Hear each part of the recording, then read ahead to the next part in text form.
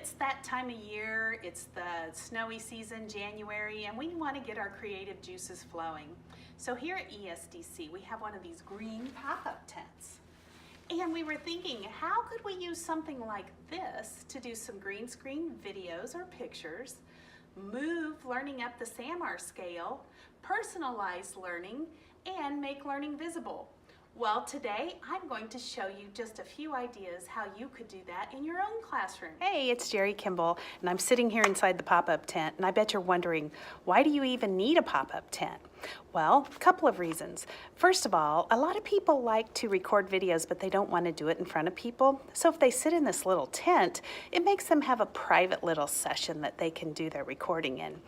The second thing is, if you get a green one like this, it works as a green screen too. So you get two things, more bang for your buck. I wanted to share just a few ideas for you to use in your classroom with the pop-up tent. So the first one is using the one word. In the last few years, instead of writing a New Year's resolution, what I've done is I've chosen one word that describes what I want to do for the year. I've found it a lot easier to keep the one word than to make a New Year's resolution because I usually stop using those in about mid-January. So my word for the year, and it was my word last year, but it worked so well I'm using it again this year. I'm not doing something new, if you can imagine that. So my word is dent.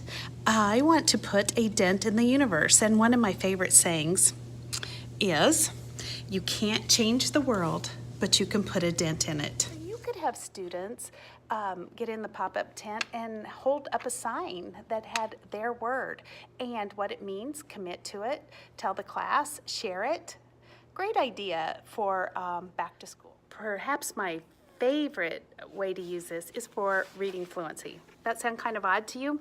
Well, you could have a book and you could film it, and as they go through the pages, the student could read it.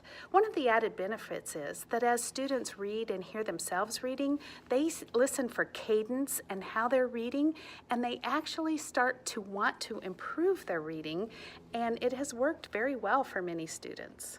So I wanted to share just a few more ideas. How about English language arts? Oh my goodness, I'm thinking, can't we kick that traditional book report up a notch? Yeah, I think you could do that with the green pop-up tent. So instead of just giving that oral book report or a written book report, have students write a scene from the book, or perhaps they tell the story through one character.